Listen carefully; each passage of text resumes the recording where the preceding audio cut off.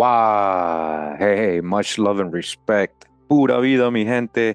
Hey, thanks for taking the time to tune in. Once again, I appreciate that always. Today, just going to continue uh, researching the cryptos or secret Jews who were, in general, the real first colonists of the Americas and the ones who really kind of made it happen to trade, the ability to, set up shop for these European powers in the Americas. They used, in general, Sephardic Jews, conversos, as they say here. This book is pretty good. We've already read 2 chapters from it. We're going to go ahead and continue. Remember all the history we've read before, all the videos, and how this relates to everything we've been learning, when it comes to the local people, the Indians, what was happening to them. Recently I'm uploading all these videos on the slavery or going over again, review of the research we've done before. And so who was on the other end? Who are the conquistadors? Who are the so-called colonists? Who are the so-called Black Europeans? Who are the so-called Dutch? Who are the so-called English? Who are the so-called Portuguese, or when they're saying Brazilians, going over to Angola and colonizing it? Who are all these people? Who's really financing these so-called discoveries or conquests? Who's in charge of the boards? Who owns the ships, etc., etc.? All right, so we are again in this book. It's called Atlantic Diasporas, Jews, Conversos, and Crypto Jews in the Age of Mercantilism, 1500 to 1800, edited by Richard L. Kagan and Philip D. Morgan. So we're in part 2 of the book, and it's called Mercantilism.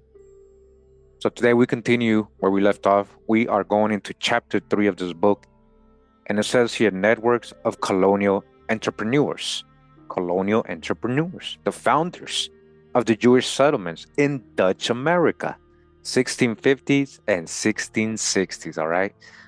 This particular chapter inspired by the research of Wim Klooster.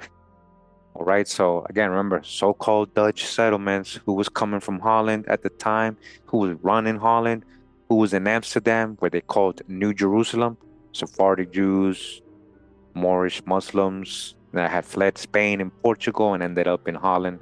They had set up a large stronghold there of refugee Sephardic Jews and Moors, okay?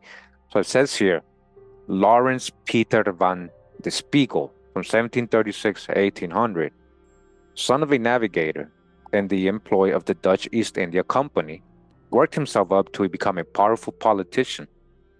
As the pensionary of Holland, the last man to occupy that post, Van de Spiegel was responsible for the abolition of the West India Company. In the notebooks he left, Van de Spiegel gave his thoughts to a wide range of topics. In an undated entry he wrote, I am surprised that the Jews never hit upon the idea, especially in the 16th and 17th century, when the spirit of discoveries was still so vivid, to look for an island in America or elsewhere to establish themselves under their own government, religion, and laws.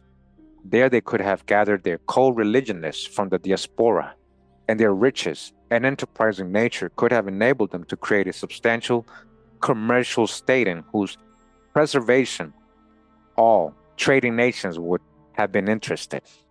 Perhaps one should find the explanation why this did not happen in a higher government that guards the Jews from other views.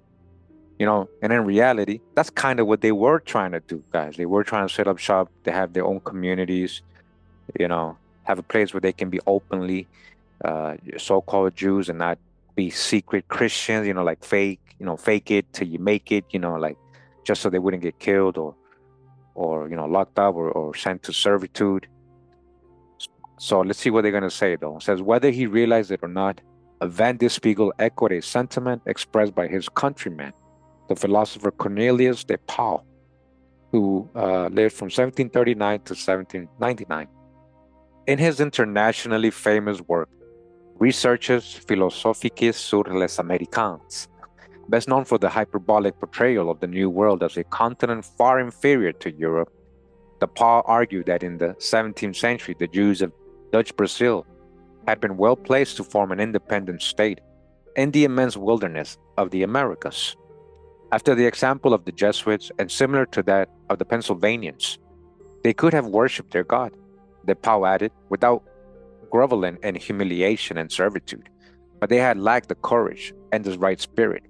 In actual fact, the Jews then found communities in the New World. See, that's what I was saying. They did actually found communities in the 17th century, that's the 1600s, albeit none that was entirely under Jewish rule. The autonomous community of Haudenosaunee in Suriname came closest to that ideal. 5 Sephardic entrepreneurs behind the Jewish settlements that emerged under Dutch auspices in the middle decades of the 17th century are the subject of this essay. João de Ilan, from 1609 to 96 is when he lived. David Cohen Nazi, who lived from 1612 to 1685. And you see the last name, Nazi. I told you that was a Sephardic Jewish name, Nazi. Nazi, which was a title too for the princes of the Sephardic people. Abraham Drago, 1628 and 1697 when he passed away. Now, as you guys see, Drago, which also another variant of Drake. So the Drake family is related to the Dragos or Dragon, right?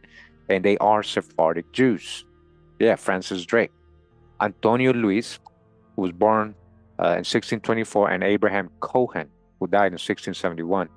These men were indispensable for the establishment of Jewish presence in the Caribbean and circum-Caribbean, as they tried to find colonial outlets for the growing number of impoverished Jews in the northern Netherlands, where large numbers of persecuted Jews were arriving from Eastern Europe around the same time that Jews returned from the lost colony of Dutch Brazil. All right, I told you, Netherlands, that was, a haven for Sephardic Jews, crypto Muslims to go when they were fleeing the Inquisition or the Catholics.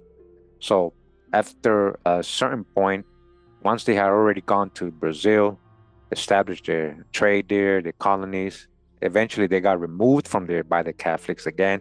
Their things got taken over, and a lot of them ended up back in the Netherlands. That's what they're saying here, returning so-called Jews from Dutch Brazil. Before showing who these men were and what they accomplished, I will sketch the environment in which they appeared. The Jewish communities that arose in the Caribbean and Guyana in the 1650s and 1660s were all established in the shadow of Dutch Brazil. From 1636 to 1654, northeastern Brazil had been the first place in the Western Hemisphere where openly Jewish services were held. How many Jews migrated from Amsterdam to Brazil and where they set up thriving congregations is not exactly known.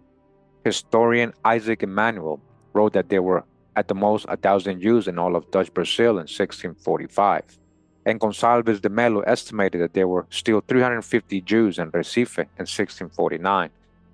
So again, they just said they don't really know exactly how many. Those are estimates, and a lot of these estimates are leaving out so-called Spaniards that were already converted from Judaism into Catholicism or Christian religions.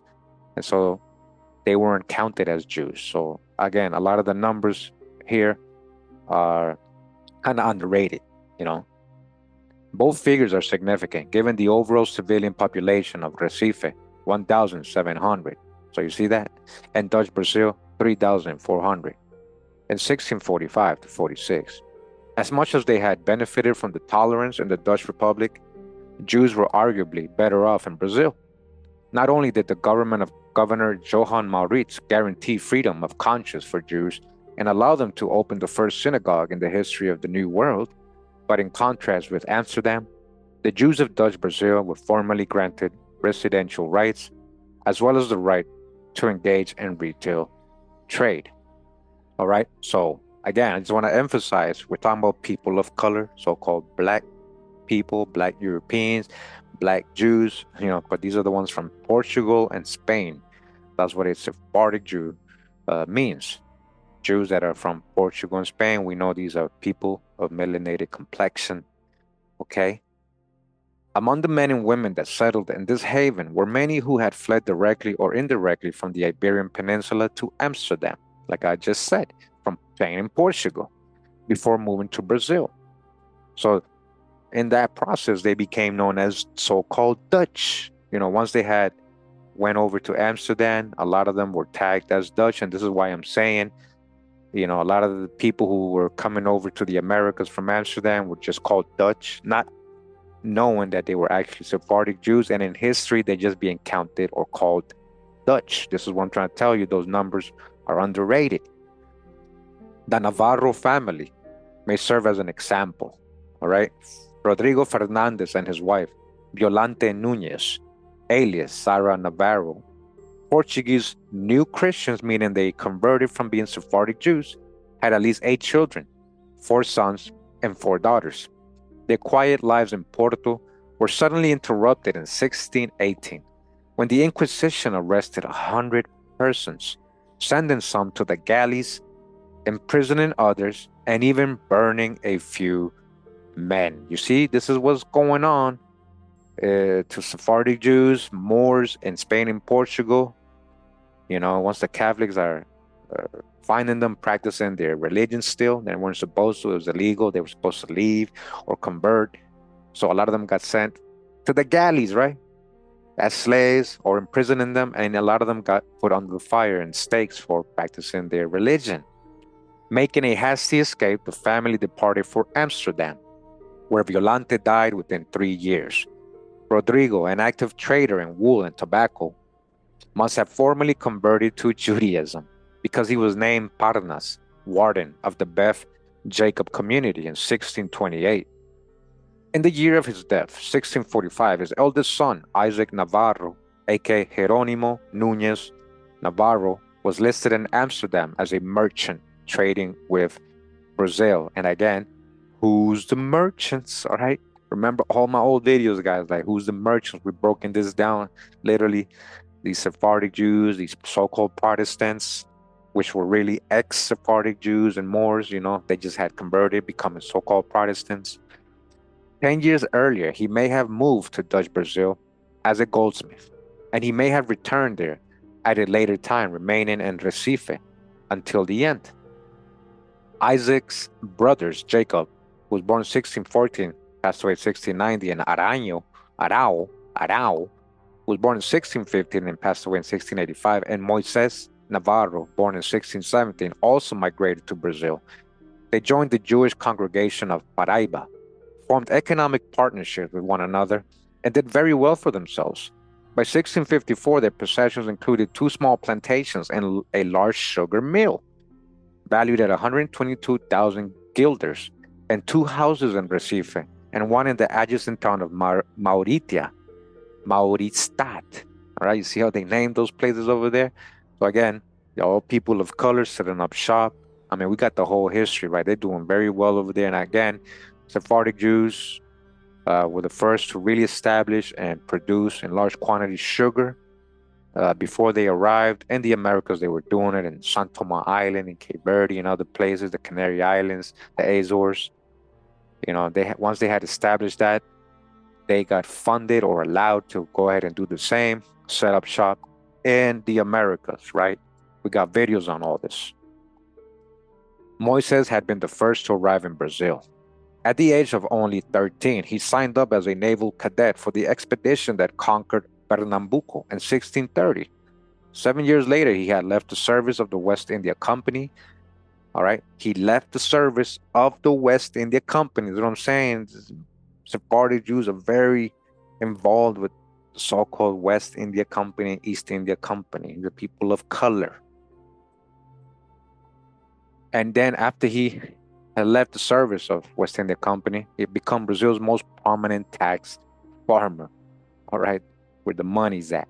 The capital he amassed in his trading ventures enabled him to secure this position and buy one sugar plantation for 45,000 guilders and another one with an unidentified partner for 30,000 guilders. Moises was also a leading figure in the Jewish community, as suggested by the fact that he was a Brazilian representative of the Dotar from 1639 to 1641. All right. Again, I know people don't like when I keep saying that these are so-called black folks running, setting up shop, sugar plantations, colonizing, Arão had joined Moisés in Brazil in 1635. 10 years later, he contracted the colony's titles, a 10% tax on the value of sugar paid by producers. Jacob Navarro was the last of the brothers to settle in Brazil, perhaps around 1645. His rapid rise to leadership in the Jewish community culminated in his appointment as one of the directors of the Sur Israel congregation. Not all Jewish immigrants were men of substance. In May 1638, two ships arrived from Holland with Jewish settlers who were not received with open arms. Governor Johann Maurits and his council complained to the Estates General about their poverty, which could endanger the local economy. The settlers were brought by Manuel Mendes de Castro, or Crasto, alias Manuel Nehemias, who had petitioned the West India Company 18 months earlier to found a colony in Brazil. All right. His name, Governor Johann Maurits, Mauritania Maurits, More. In 1628, the company had adopted a policy that encouraged private colonizing initiatives. So-called patroonships were assigned to the applicants, patrons or patrons meaning boss, right, who were granted land and fief on condition that they attract 50 or 60 colonists within 3 years' time. The regulations drawn up for Dutch Brazil in 1634 allowed both Dutchmen and foreigners to form a society in the new colony, electing a leader and other magistrates as well as a preacher. Since he planned to bring as many as 200 predominantly Jewish settlers, the Crasto was given permission. His plan to start a colony inside Dutch Brazil fizzled, however, as he died soon after embarkation. Wow. The flow of Jewish immigrants slowed down and was reversed after a local rebellion broke out against Dutch rule in 1645. The rebellion was never suppressed, and it contributed to the eventual defeat of the Dutch 9 years later. So-called Dutch. A Frenchman who worked as a civil servant in Recife later asserted that the Jews were reminded of what had occurred prior to the fall of Constantinople, when the citizens refused to pay the defending soldiers, thus hastening the Ottoman conquest. The news of the rebellion in Pernambuco therefore led the Jews of Recife to collect an impressive sum of money to be distributed to the Dutch soldiers. Even if this account is true, which is dubious, such a display of Jewish generosity could not prevent the sad fate that awaited some Jews at the hands of Portuguese settlers. Remember, a lot of these so-called Jews are Portuguese, so when they're saying other Portuguese came and gave them trouble, kicked them out, imprisoned them, or whatever, they're talking about the Catholic Portuguese. Don't get confused. 3 Jews were killed in Ipojuca right after the start of the revolt in June, and 4 others were executed in late August. Several more were sent to Lisbon, where the Inquisition tried them. But those like Samuel Israel, the rabbi of Penedo, who could prove that they had been born Jews, were eventually released. The revolt triggered a return migration to Amsterdam. This is when they were returning, and a lot of them didn't just return, a lot of them went straight up to other islands in the Caribbean or ended up eventually in New York, right? New Amsterdam. And all some 200 Jewish families arrived in Amsterdam from Brazil. 200 families. That's a lot. Now, they're not counting their kids or their relatives, right? Families. So they came from Brazil in the period of 1646 to 55. Most of them did not return until the Dutch surrender of 1654. Their homecoming was not a happy event. Several families were so impoverished that frequent collections were made in Amsterdam's Sephardic synagogue to alleviate their plight, because they had lost everything many times. First, when the Catholics had kicked them out of Spain and Portugal, then they had, regrouped themselves, established, become successful and wealthy in Americas, and then they got kicked out again, becoming poor again. So now they had all these collections in Amsterdam trying to help their own people, right? Many moved on, although an appreciable number of the returnees would remain in Amsterdam, as reflected in the marriage data for the next decades. The 1670s saw a flurry of weddings in Amsterdam involving Jews born in Dutch Brazil. Members of the same family sometimes scattered. Moisés Navarro returned to Amsterdam in 1648, 3 years after the start of the rebellion in Brazil. Married and fathered 3 children. But he could not continue his string of business successes. He traveled to Brazil one last time, returned and attempted ventures in France and Salé, Morocco, but without much avail. Jacob Navarro stayed in Brazil until the very end and then came back to the Netherlands. He married within a year and was listed in 1658 as one of two recipients of a cargo of wax sent by his brother Moises from Salé. Jacob would live out his days in Amsterdam.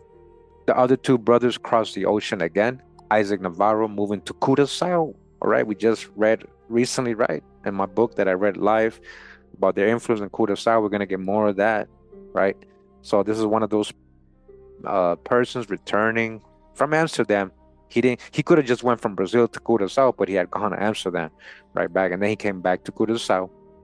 While Arau first sailed to Amsterdam after the Dutch defeat, but later settled in Suriname before migrating to Barbados. All right, you see where they're setting up shop. All these Sephardic Jews are all people of color, so-called Black Europeans, not the white man.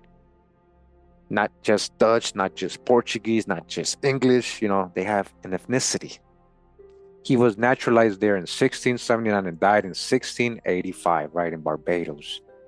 Historians have pointed out that the exodus from Brazil to Amsterdam was not the only event in the Jewish world that was felt in the Dutch entrepot, which was flooded with Jewish arrivals in the late 1640s and early 1650s. While the downfall of the Count Duke of Olivares, Spain's powerful minister and protector of the Jews, had caused the flight of numerous Iberian new Christians.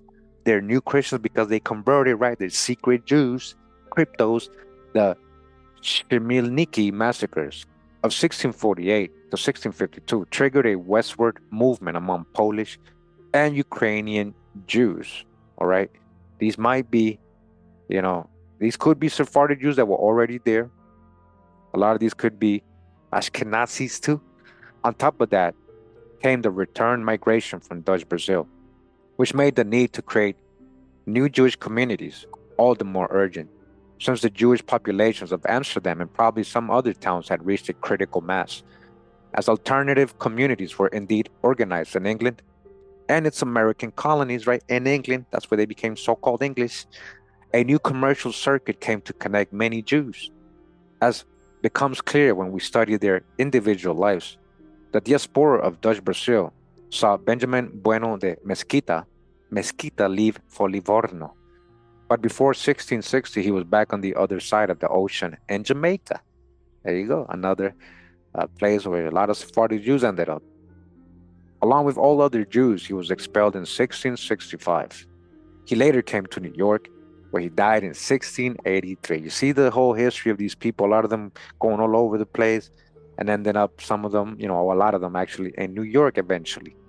So when we're learning about history, we just, this European came to New York and settled in New York. We're not even understanding his whole story, where he's been being kicked out, why he's being kicked out, who he is, what he looks like. He's a black folks.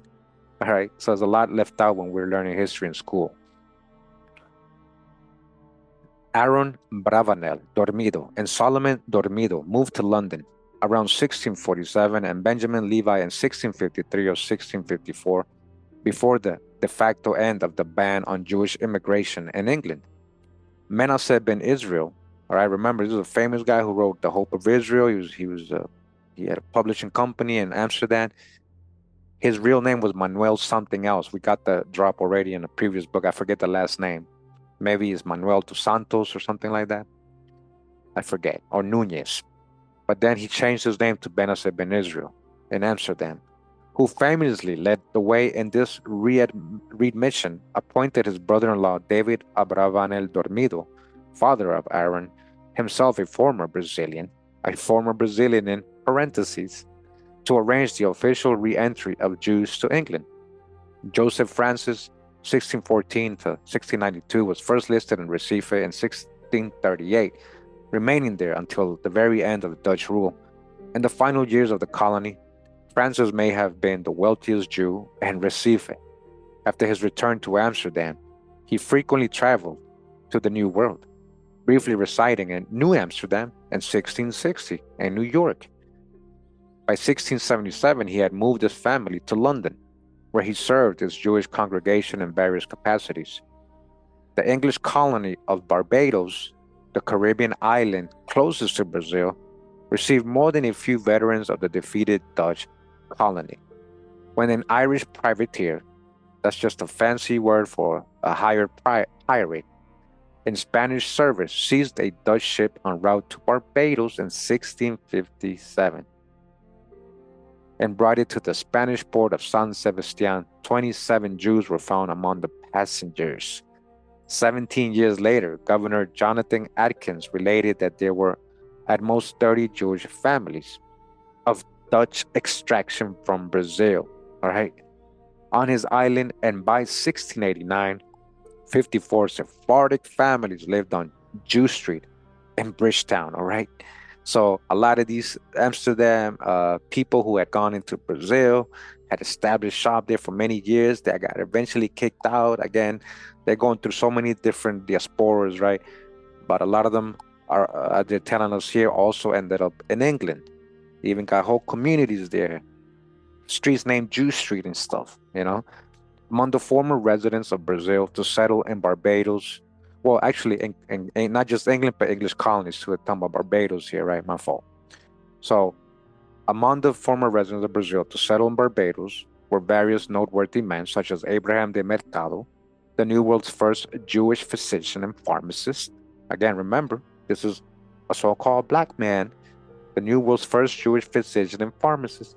Mose James Gago had arrived directly from Recife, but for the others, the expulsion from Brazil had been the beginning of a peripatetic existence.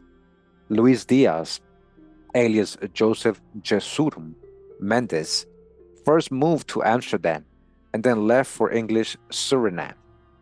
Pereira de Leon arrived in Barbados from Guadeloupe, and David Israel was probably one of the 23 Jews who landed in New Amsterdam.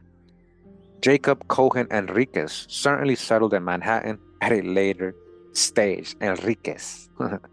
Arau Burgos was born in Recife, traveled from Barbados to Newport, Rhode Island in 1679, and it is said to have died in New York City in 1732 at the age of 101 years. Wow. So remember, you know, context, right, guys? Like when we're in school in 1600s, New York, they're telling us there's a bunch of all so-called white folks. Oh, these are just Dutch. These are just your English, so on and so on. But they're not really telling us who these people really are. These are so-called Spanish and Portuguese people who are under the so-called Dutch title now, or Brazilian title, or English title, right? That's just something I want to emphasize. You guys got to have a clear perspective about this. Aaron de Silva lived in Barbados before settling in Suriname, and Abraham Bueno de Mesquita dwelled in Barbados and Nevis. Amsterdam's Jews remained in touch with many of the overseas coreligionists living in Barbados, as both sides tried to bypass the English Navigation Acts, nor were the context purely economic, as shown by the fact that it was from Amsterdam that Barbados' first rabbi arrived in 1687. The first rabbi, right? And we're not talking about Ashkenazi. We're not talking about Chazars, okay? Brazil remained off limits for both Dutch Jews and Gentiles, despite the widespread nostalgia for Versumen Brazil, or Lost Brazil, which was expressed in a number of proposals to recapture the abandoned areas. In August 1655, a group of Dutch soldiers presented a plan to the Estates General to conquer a Brazilian port, and it was perhaps the same men who insisted that Indians and free blacks were waiting to be saved by the Dutch from the Portuguese yoke. In 1661, 7 years after the Dutch defeat, the province of Zeeland still advocated reconquest, although the other provinces were by then seeking financial compensation from Portugal to settle Dutch claims. So, under the circumstances, it is not surprising that in Brazil itself, the fear of a Dutch return did not quickly disappear. As late as 1667, 1 year before the Dutch buried the hatchet with Portugal. So again, when they're saying Dutch, is in general Sephardic Jews, you know, who would represent the so-called Dutch Republic. And then you got, when they're saying Portugal, they mean the Catholics. Because again, a lot of these Dutch are Portuguese, guys. They just had been living in Amsterdam and they had fled the Inquisition from Spain and Portugal, and now they're being called Dutch, right? They're hiding, they're new Christians or whatever, crypto Jews. So don't get it confused when they're saying, oh, Dutch versus Portugal, like country versus country. No, there's a whole context to know about the people involved in both sides. Brazil's governor, so after they had buried the hatchet with the Catholics, right, the Sephardic Jews, Brazil's governor general notified the governors of the northern capitanias that he had received word from the Portuguese king that an invasion of Brazil by a Dutch fleet was imminent by Sephardic Jews. The warning was not as far-fetched as it may seem. After all, in precisely that year, that fleet fitted out by the province of Zeeland and commanded by Abraham Christensen captured the English colony of Suriname, so-called English. Suriname would eventually become the new Brazil the Dutch were looking for, or the Sephardic people. A committee of members of Amsterdam's municipal council gathered in 1681 to discuss the trade with Suriname, issued the statement that the colony could indeed develop into a second Brazil. The epithet would reverberate in subsequent decades. All right. So again, a lot of so-called Protestants asked these so-called Dutch as well, but remember, a lot of these Protestants were ex-Sephardic Jews and Moors. They had converted. So remember, also Protestants and Catholics were at war, just like Catholics were at war with the Sephardic Jews and Moors. So that's why a lot of the times you'll see Sephardic Jews in places where Protestantism was allowed, or Huguenots were there, or these are all the same people. Still, Suriname did not represent the first Dutch attempt to provide an outlet for the stream of returned migrants from Brazil, who overcrowded some Dutch towns and who had often developed a genuine preference for life in the tropics, right? They can live in the tropics. Again, these are black folks. The first outlet was Nieuwer Amstel, present-day Newcastle, Delaware, all right? Delaware, which was captured in 1655 from Sweden by an expedition led by New Netherlands director Peter Stuyvesant. Since the West India Company was unable to bear the cost of colonization, the colony was transferred to the city of Amsterdam and put into use in April 1657. 18 months later, the city colony already numbered 600 men. No Jews are known to have settled in Nieuwer Amstel, but Guyana, north of Brazil, received scores of Sephardis, black folks. Dutch authorities had long viewed the so-called wild coast as a no-man's land, an area certainly not effectively controlled by Spain or by Catholics. They had allowed or encouraged colonies to be founded there since the turn of the 17th century. No period, however, had seen more colonizing activity in Guyana than the mid-1650s, when the Dutch West India Company transferred the job of settling and ruling the small Guyana colonies on the Essequibo and Pomeroon rivers to 3 towns in Zeeland: Middelburg, Weert, and Vlieslingen, or Flushing. In addition, Amsterdam merchant John Classen Langendyk started bringing settlers in 1656 to his colony at Cayenne, east of the Suriname River. Apart from these settlements, it is likely that dozens of returnees from Brazil were recruited in 1654 for a patroonship set up on the island of Tobago. All right, Trinidad and Tobago, just off of South America. We're going to actually read a chapter on another book today that's going to emphasize a little bit of that history of the Sephardic Jews in Tobago, Trinidad, right? So remember that. So a lot of these people that had left Brazil, Suriname, ended up in Trinidad and Tobago, different groups going different places, but they're all the same people, right? Again, these are black folks. So Tobago, just off South America, by the brothers Adrian and Cornelis Lamsons from Vlieslingen. This colony had been planned for several years, but could not be set up until the First Anglo-Dutch War, which was from 1652 to 1654, had ended. The settlers arrived 4 months after the Duke of the small Baltic country of Courland had established his own colony on Tobago, making it necessary to divide the island between the two parties. The impact of Dutch Brazil must have been felt in all these new colonies, if only because the first director of Nieuwer Amstel, the second commander of Cayenne, and one of the first governors of Suriname had all been administrators in Brazil. It was former residents of Dutch Brazil who took the initiative to set up a new Jewish community in Guyana. All right. So again, that's what I'm trying to tell you. These are just Sephardic Jews. When they're saying Dutch Brazil, they're talking about Sephardic Jews. They had set up shop after they left Brazil in Guyana, right? That vast area between Venezuela and Brazil, right? Guyana, where Ivan Van Sertima, right, is from. Is his family related to the so-called Sephardic Jews? Most likely, guys. Most likely that his family are these black Europeans that settled. They might have uh, so-called Jewish or Sephardic ancestry, Moorish ancestry. 5 of these men, all Portuguese Jews, right? In Guyana, Portuguese Jews. I told you these are Portuguese people. When they're saying so-called Dutch versus Portuguese, they just mean the Catholics, because these so-called Dutch are Portuguese Jews, right? And remember what we've learned about specifically Portuguese Jews. They were very dark complexion people. In general, consensus at those times is that they were so-called black. Portuguese Jews were so-called black. So these are the protagonists of this essay. So 5 of these men ended up in Guyana. The oldest of them was João de Ilan, aka João Ilhão or Jean de Ilan. Beyond his birth in 1609 in the Portuguese town of Porto Alegre, nothing is known about the first 25 years of his life. Okay, told you he's Portuguese really. He must have moved to Paraíba, Brazil, before the Dutch captured that town in December 1634, and he was found in Itamaraca in Dutch Brazil in 1639. You see that word right there? Itamaraca.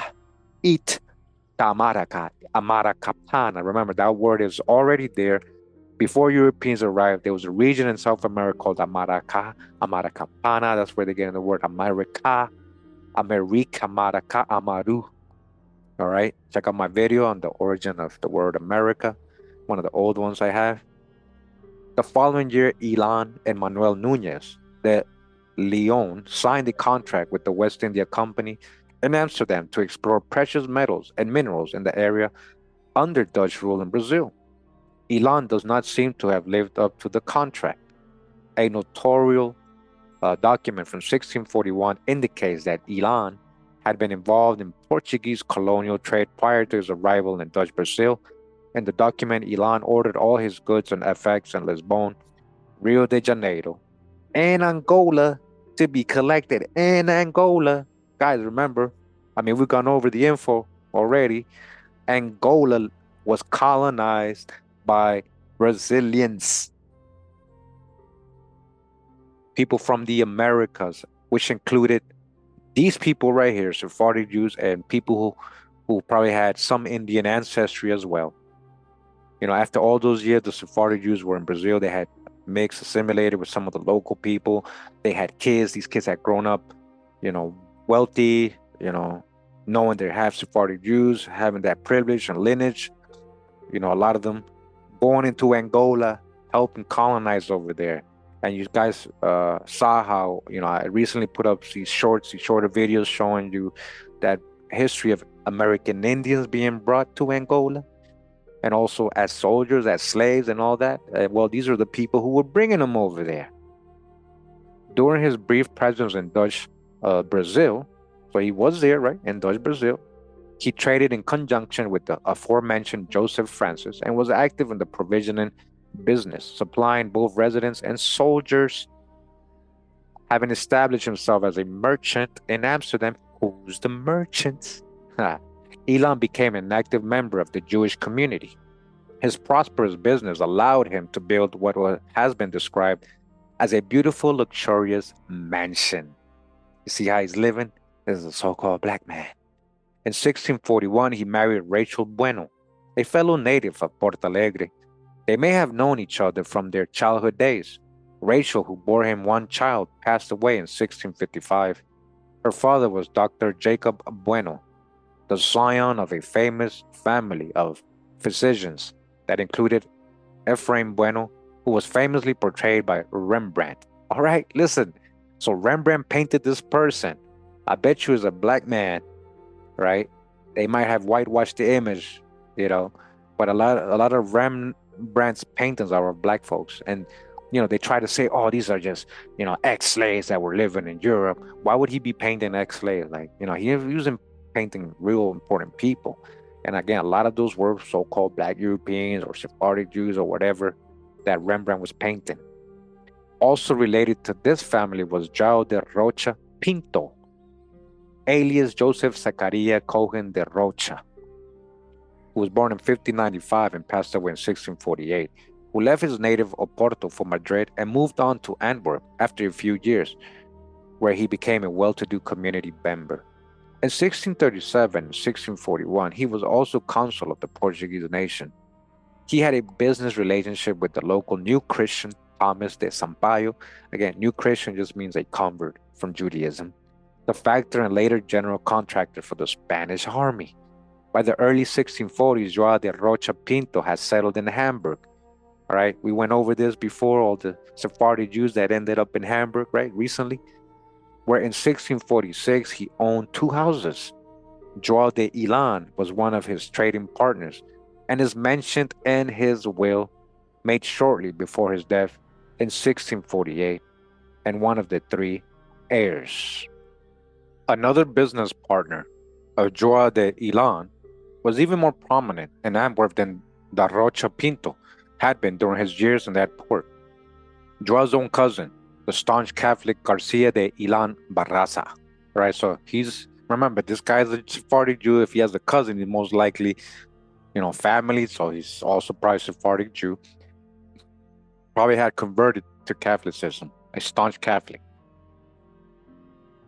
Lisbon-born Garcia de Ilan not only traded with brothers in Cartagena de Indias and Lima, and with Jewish or crypto-Jewish correspondents in Valencia, Amsterdam, Antwerp, London, and Hamburg. All right, crypto Jews all over there, black folks, but also worked his way up to become one of the premier Portuguese financiers at the court of Spain's King Philip IV. All right, he worked his way up. There is evidence that João de Ilan himself aspired to lucrative posts on the Spanish service, or, in another word, in the Catholic service. Archduke Leopold Wilhelm, Governor General of the Spanish Netherlands, mentioned João in a letter to King Philip IV in 1648 as a candidate for the position of General Factor of Royal Finance and Spanish trade in Holland, Hamburg, and other North Sea ports. 8 years later, Ilan, perhaps trying to catch in on the good reputation of his recently deceased cousin, proposed an asiento contract to Philip IV that would bind him and a partner in Madrid to supply ships and soldiers to Spain. Between these 2 failed proposals, Ilan spent his time in Curaçao, a Dutch possession, since 1634. In 1651, Ilan settled on the islands of Patroon as a patron and as the founder of the first Jewish congregation in the Caribbean. His motivation to move back to the New World may be gleaned from the congregation's name, Mikveh Israel, or the Hope of Israel. As the foremost Jewish settler, Ilan was probably responsible for the name, which was given just 1 year after Amsterdam, where Rabbi Manasseh ben Israel had published his famous book that bore the same title. I told you, he is the writer of the book Hope of Israel, where literally they're saying the Indians are Jews, or the lost tribes. Manasseh was looking for places where the persecuted Jews from Iberia and Poland could settle persecuted Jews, right? And he started planning new Jewish settlements in England and the Americas. Such migration, he hoped, would accelerate the dispersal of the Jews all over the globe, which according to Jewish tradition was a precondition of the coming of the Messiah. Yeah, so in this time, guys, for them, it was already like signs of the end of the world and the new beginning.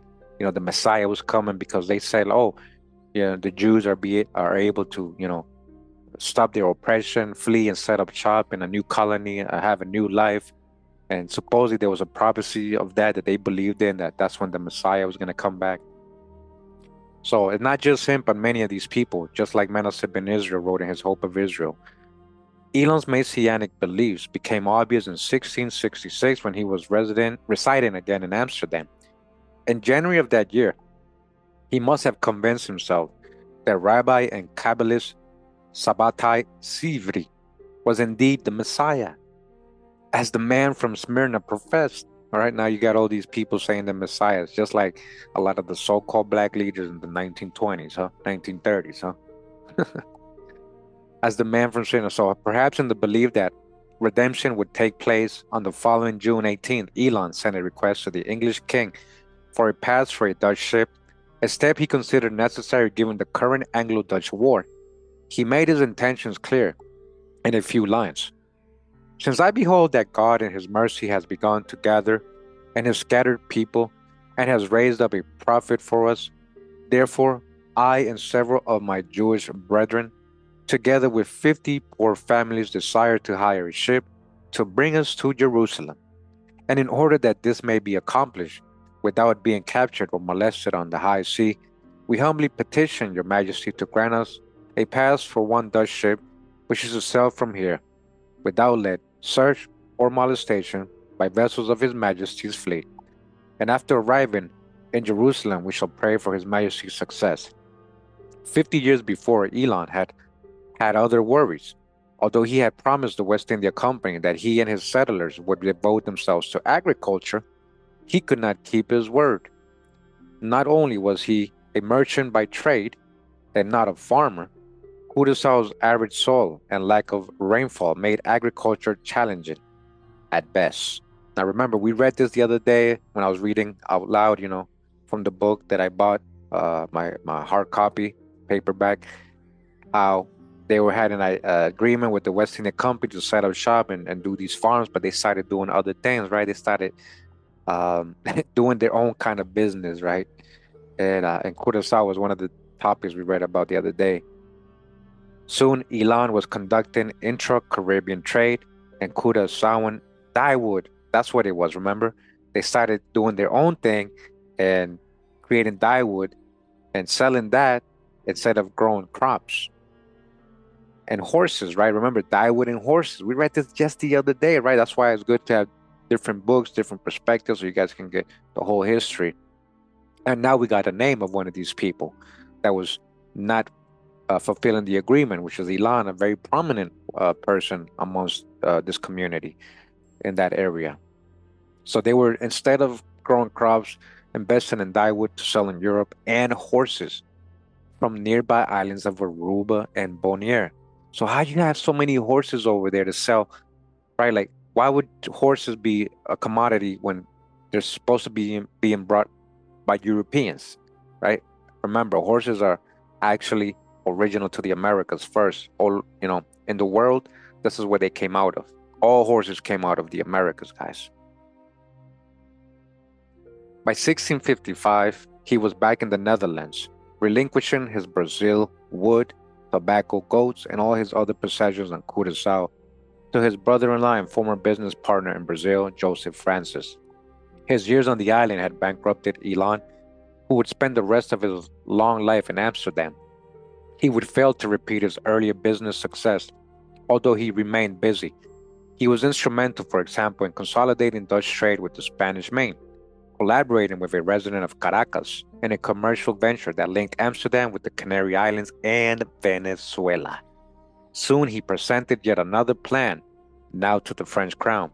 The project outlined the benefits of the conquest of the Orinoco region in South America. The conquest of the Orinoco. Weren't they grabbing all these Indians as slaves in Amazon and the Orinoco region? Literally conquest, as it says here, conquest. But it did not refer to Jewish settlement there. A court Jew by aspiration and a port Jew by fate. Elon had thus approached 4 European governments for a number of astonishing plans in the course of 20 years. The plan he submitted to the French crown revealed Elon's conviction that American colonies could not function without slaves, a lesson he may have learned the hard way in Curaçao. After his Curaçaoan adventure, he became involved in the Dutch slave trade, right? A Sephardic Jew involved in the Dutch slave trade is what I've been trying to tell you. A lot of these colonists were Sephardic Jews and were part of the slave trade, so-called slave trade. We're talking about American Indians and undesirables from Europe, which was redirected to the Caribbean after the loss of Pernambuco. It is also possible that his experience in the Atlantic slave trade dated back to an earlier period. Not only did João de Ilan have contacts in Luanda, Angola, prior to 1641, remember, they were bringing the Indians over there, not the other way around. So they're trying to say here probably that he was getting slaves from there, right? So they're saying or conjecturing that maybe when he was in Angola, he was bringing back slaves. No, yeah, he was bringing Indians over there, setting up shop. They were colonizing Angola, remember that, bringing in people over there. So prior to 1641, relatives of his were likely involved in the slave business. His cousin Gonzalo Barraza Falcon, brother of Garcia de Ilan, ran a firm in Cartagena de Indias, right? The Carthage of the Indies. That's what literally that means, Cartagena de Indias, the Carthage of the Indies. The chief, that's in Colombia, the chief destination for enslaved Africans in Spanish America. That's the hijack. You mean American Indians and undesirable Europeans? And in the 1630s, Juan Diego Barraza, a native of Lisbon and resident of Luanda, was active in the slave trade from Angola to Cartagena. All right. See, that's what they try to trick you with these words. You mean from Cartagena to Angola. Remember, that's the hijack with that whole false West African slave narrative. The timing of Ilan's proposal, and we just got this the other day, right? Just the day before, where I did a little short showing you how many Indians were being brought to Angola, right? Enslaved, Tupis and all these people to Angola, not the other way around. The timing of Ilan's proposal to the French was no coincidence. A few months before he sent it off, in February 1664, a French force had captured Cayenne, where another Jewish congregation had sprung up under the Dutch rule. See, another Jewish congregation sprung up under Dutch rule. Who are these Dutch, right? This is what I'm saying. Why are they allowing the Jews to set up shop, these so-called Dutch? Because a lot of them are the same people. Ilan may have concluded that the international ascendancy of the United Provinces was waning, whereas that of France was evidently on the rise. The Jewish community at Cayenne had been organized by Joseph Nunes de Fonseca, alias David Cohen Nazi. See how they changed their name? As in Ilan's case, little is known about Nazi's early life. It is not even clear where he was born in 1612, although it was probably in Portugal. All right, he's Portuguese, he's a Jew, Portuguese Jew, so-called Swarthy, very Swarthy, so-called black. But by 1634, he had moved to Amsterdam, where his daughter Sarah was born that year. A decade later, Nazi lived briefly in Dutch Brazil. Ilan and Nazi seem to have known each other. In March 1650, Ilan dispatched a cargo from Amsterdam to Brussels that was addressed to Dr. Francisco de Sousa, or alternatively Joseph Nunez de Fonseca. You see how these people had all a bunch of different names, who was apparently temporarily residing there. Whether the two discussed establishing a Jewish colony in Curaçao is not known, but only 1 year after Ilan and his fellow settlers had embarked for Curaçao, Nazi signed a contract with the West India Company that would have made him the second Jewish patron on the island, or boss. He never sailed, however, perhaps due to the outbreak of the First Anglo-Dutch War. This failure did not discourage Nazi, who eyed commercial possibilities on the South American mainland. Although the West India Company had long since concluded that Guyana was commercially uninteresting, the natives, the company argued, needed so little in the way of clothing or other items that 2 or 3 trading vessels sufficed to conduct an annual trade. Not all merchants abandoned the wild coast, however, since they valued commodities such as snakewood used for cabinet making and marquetry. One trader from Sealand sang the praises of redwood, a tree bark widely found on the Suriname and Orinoco rivers. Redwood, that yielded a crimson dye supposedly every bit as good as cochineal. For his part, David Nazi apparently had high expectations for another local product. Wilhelm Piso, oh God, look at this, guys, a piso, A peso, a historic peso in colonial times. A peso. Who's the pesos? What does it have to do with the New Testament and Christianity? Check out my videos on that, right? The Gospels according to peso is what the playlist is called. Please go watch that. So Willem Piso, head of medical services in Dutch Brazil, Johann Maurits, personal physician until 1644, and later Dean of Amsterdam's Medical College, related in 1658 treaties that the very learned Amsterdam Jew David Nazi possessed supplies of the bark Cassia caryophyllata, which grew in Guyana and Maranhão.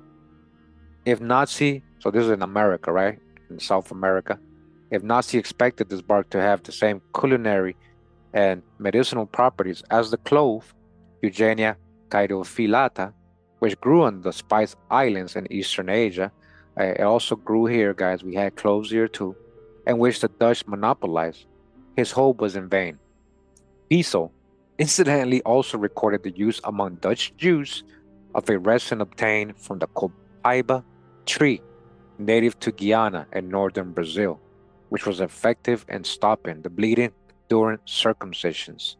But it is not known whether Nazi was involved in its promotions. All right, so this Piso guy is like talking about them like he's not part of them. He's like, oh, there was Jews there that were doing this, not our people was doing this, right? So this Piso, most likely a Catholic. In 1657, Nazis signed a contract with the estates of Zeeland, which allowed him and other Brazilian veterans of the Hebrew nation to carve out an agricultural colony in western Guyana, where the Zeeland towns of Middelburg, Vlissingen, and Veer jointly ruled a new colony called Nova Zealandia. All right, New Zealand or Nova Zealand. This was in the Americas, guys. Listen. The contract stipulated that all Jews were to be accepted as burghers or the middle class and were allowed to have a synagogue. Like other settlers, they were exempt from paying tithes or a head tax. Shortly afterward, Nazis signed an agreement to bring several hundred enslaved people, they say in Africans here, we touched the high, we talking about Indians and undesirables from Europe, to the Essequibo River in Nova Zealandia. Remember, we just did so many videos, so many shorts, and I'm not done. I'm doing a little refresh with that whole slavery, American slavery thing. And you guys saw so many of these Indian slaves being sent out of their local spot, out of to other parts of the world, other colonies in the Americas. So don't assume when they're saying slaves that it's always Africans. We already debunked that. So this place called Nova Zealandia and the Essequibo River, which demonstrates that the colony would resolve around cash crop production. The settlement was a short distance from the Pomeroon River, where Zealand colonists had first arrived in the 1640s, and we got the drop on that as well.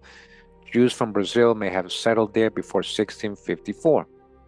How this new colony of Nova Zealandia, which comprised the Pomeroon settlement as well, attracted Jews with various backgrounds, was captured by one Gaspar Pereira, who was interrogated by the Inquisition of the Canary Islands in 1663.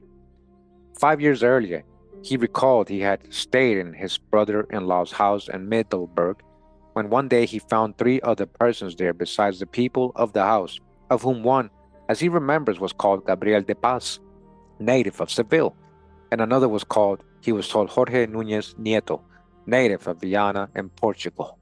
And the other, he then heard, had been a Dominican friar who came from the Indies to the city of Amsterdam, and whose name he does not know.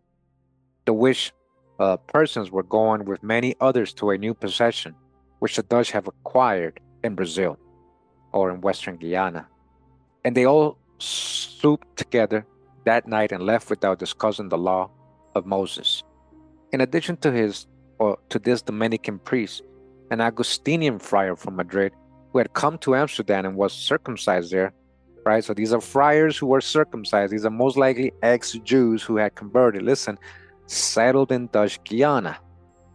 Who are these friars, right? Now we're going to get into that, like maybe in future videos. What is the real identity of these so-called friars, huh? Here we have an example that They're being circumcised, so some of these are probably ex-Sephardic Jews, ex-Moors.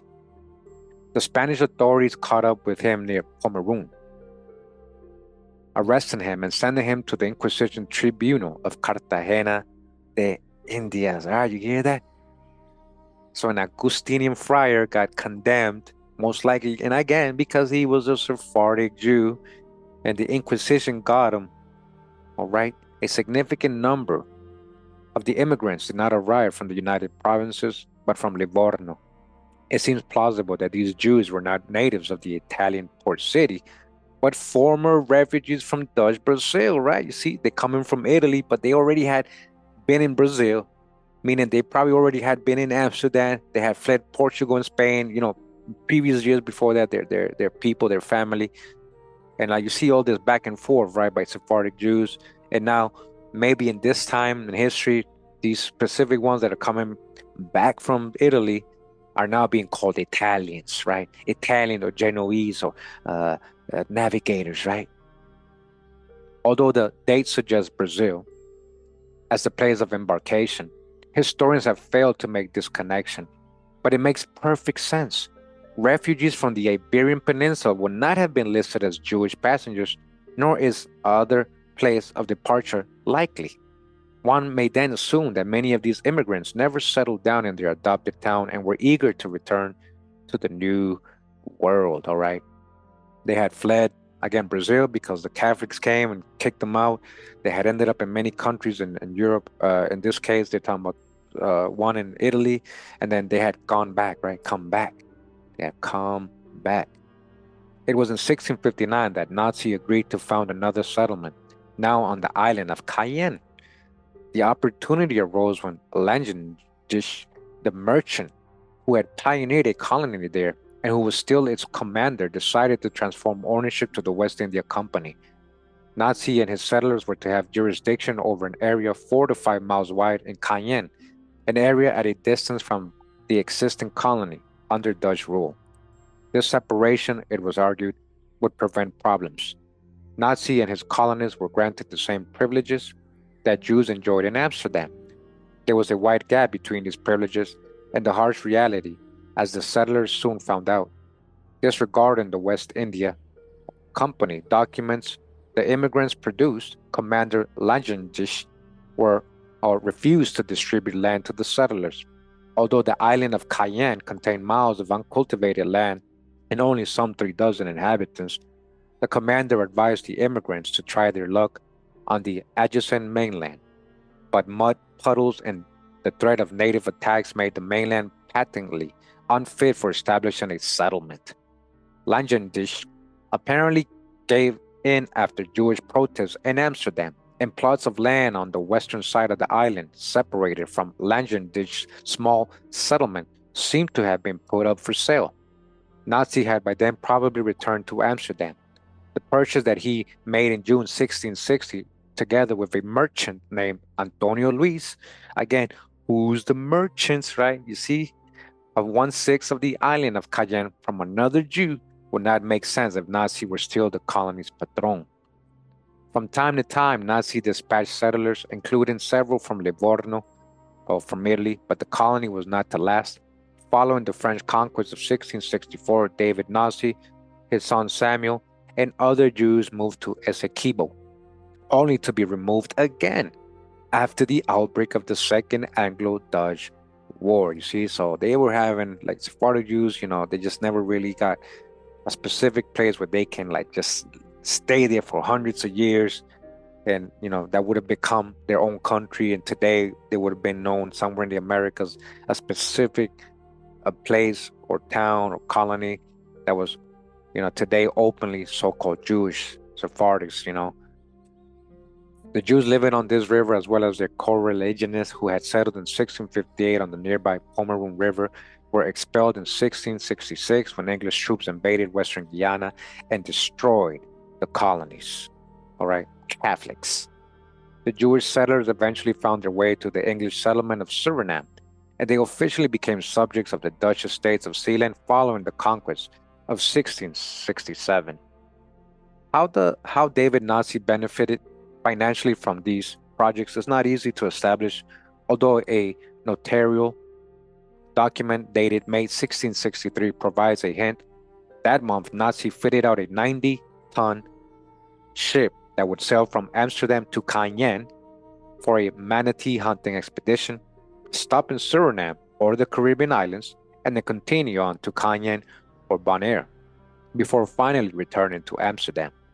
The itinerary suggests that Nazi combined the provisioning of Cayenne with commercial ventures for his own benefit. Nazi did everything possible to make the colonies work, shuttling back and forth across the Atlantic and involving members of his own family in his colonial projects. In 1659, he manumitted a female black slave in Amsterdam. Where? Where, guys? In Amsterdam, right? So they're calling her black. Well, where's she from? What's her ethnicity? Where is she from? Could she be an Indian? Could she just be an undesirable European that they have enslaved, an indentured servant? All right? Don't assume he's talking about an African. Remember, this is in Europe. We're not talking about in Africa. There's a so-called black slave in Amsterdam, so that she could accompany his daughter Sarah to Cayenne.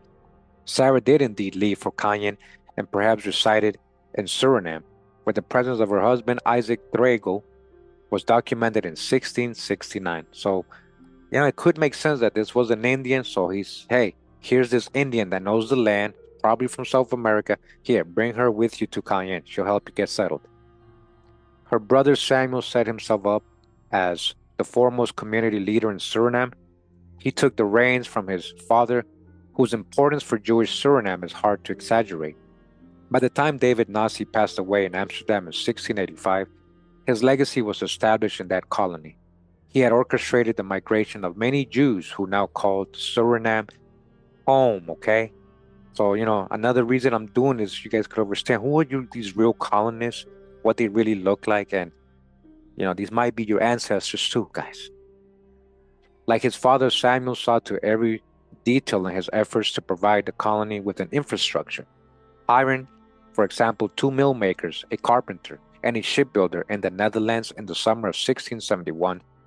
How important these craftsmen were for a sugar-producing colony had been stressed by the Jewish planter Felipe de Fuentes a decade before, when he described conditions in Pomeroon. The crops are getting on very well, but the smith here is a drunkard, so that it is very necessary that a good smith and carpenter be sent hither in order to repair the aforesaid mills and to make others, for without them no sugar can be made. Right? Who was the sugar plantation owners? The contracts with the Dutch artisans were signed with the help of Samuel Procurator in Amsterdam, or Samuel's Procurator, Abraham Drago. Remember, Drago and Drake are the same families. The Nazis and the Dragos were allied by marriage. All right, so again, these are Sephardic Jews and perhaps had been for generations. David's wife, Maria or Rebecca Drago, while his daughter Sarah, as we have seen, married Isaac Drago. Abraham Drago may have been Isaac's cousin. Born in Lisbon in 1628 in Portugal, he moved probably from Amsterdam to Recife around 1648, went back to Amsterdam, and was among the first Jewish settlers of Curaçao in 1651. You see all this movement, all these connections, right? Family ties, doing business together, setting up shop, colonizing the Americas and other parts of Europe. He lived in Amsterdam in 1655, returned there from abroad in 1661, and was again listed as a resident in 1675. So many times he went back and forth, right? He would die in that city in 1697. From Amsterdam, Drago encouraged migration to Curaçao. He may have induced fellow Jewish refugees from Dutch Brazil, including Isaac Serrano, to move there, right? Serrano, just like the female boxer, right? Amanda Serrano. As late as 1680, he brought 7 families to Willemstad. At the same time, he was active in European trade with the island. Abraham had undoubtedly been one of the key figures in Elon's 1651 settlement plan. Like Elon and Samuel Nazi, Drago predominantly recruited Gentiles as settlers. Gentiles, or people who weren't so-called Jewish. They included Ferdinandus de Bruin and Angolan-born Joao Pinto. All right, so this Angolan-born, he's not coming in or being recruited as a slave, and doesn't mean just because he was born in Africa that he's like literally an indigenous African. He has the name Joao Pinto, meaning he's most likely a Portuguese Sephardic Jew that had been born there. His parents probably being Sephardic Jews, right? So he brought him, and this is a Gentile. They're calling him because he's not, he didn't grow up Jewish, right? This pattern repeated itself. So he was brought to Curaçao or to the Americas as well. Cayenne, I think we're talking about, as a domestic servant or indenture, right? This pattern repeated itself when Drago came to own land in Cayenne in 1660. He contracted a number of men to sail from Amsterdam to this colony, where he would provide them with tools and slaves and thus enable them to cultivate his land for a period of 6 years. Once again, Drago hired Gentiles for the job. One may wonder whether employing Gentiles or exploiting slaves was at odds with the messianic ideals of men like Drago, but it would be too simplistic to conclude that they were typical entrepreneurs who happened to have been Jewish. In such a view, there is nothing remarkable about the colonies they initiated.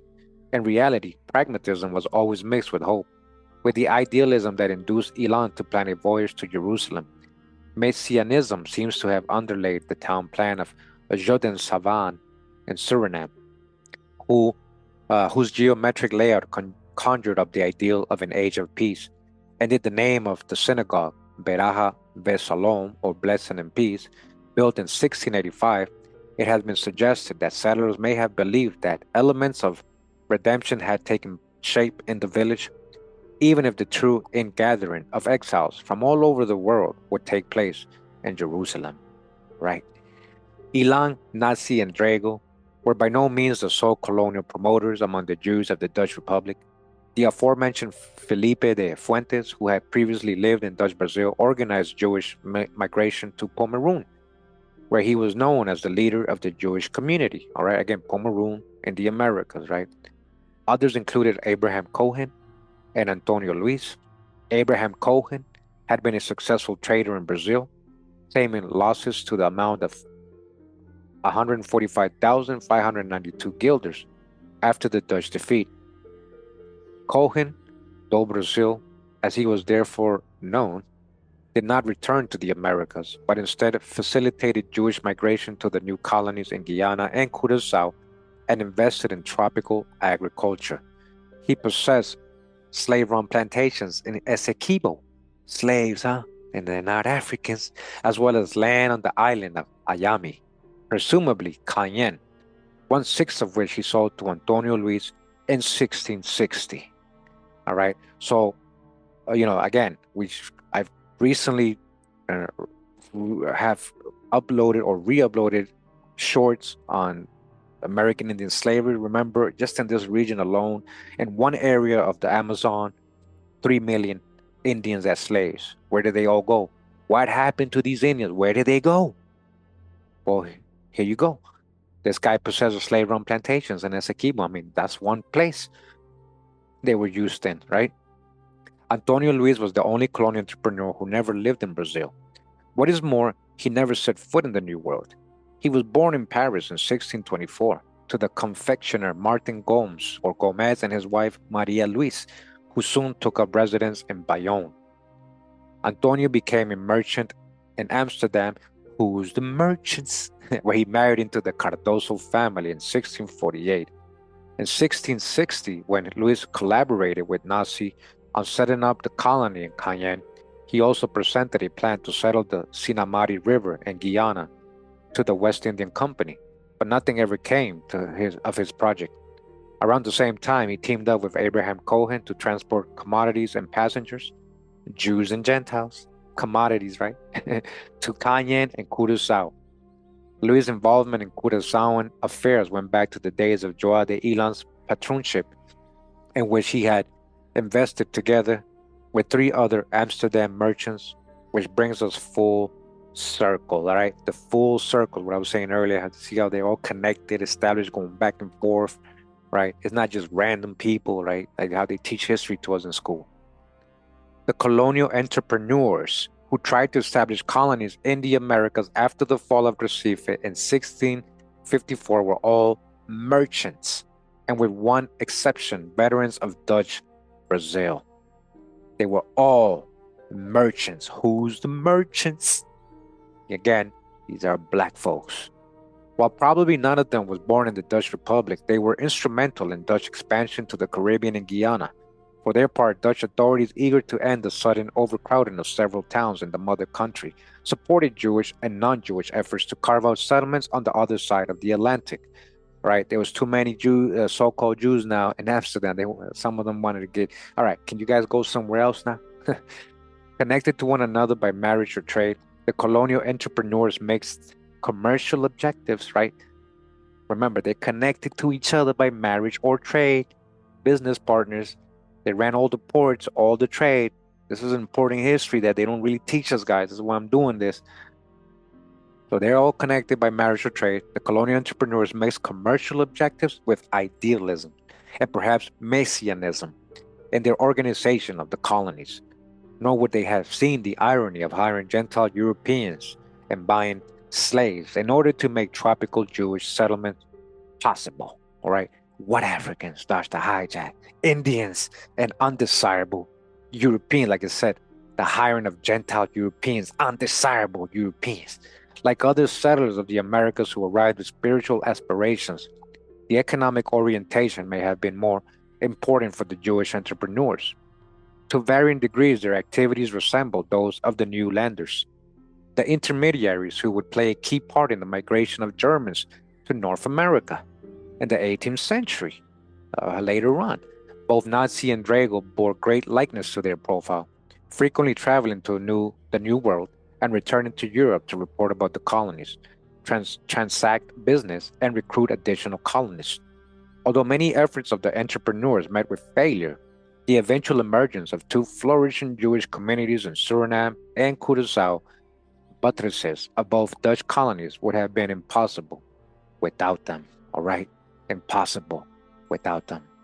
All right, so that's the end of this chapter and this book. Let me just go back to the beginning so you guys can remember the book we've been reading. We're going to get into another book real quick. It says Atlantic Diasporas, Jews and Conversos and Crypto Jews in the Age of Mercantilism, right?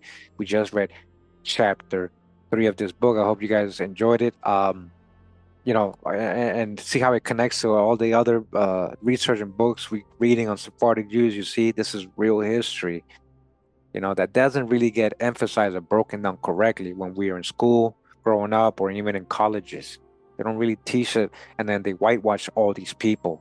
Guys, this is very important. I'm trying to show you the significance of, black folks or just black Europeans in general in the Americas, and especially Sephardic Jews in the colonization and settlements of the Americas, black folks, right?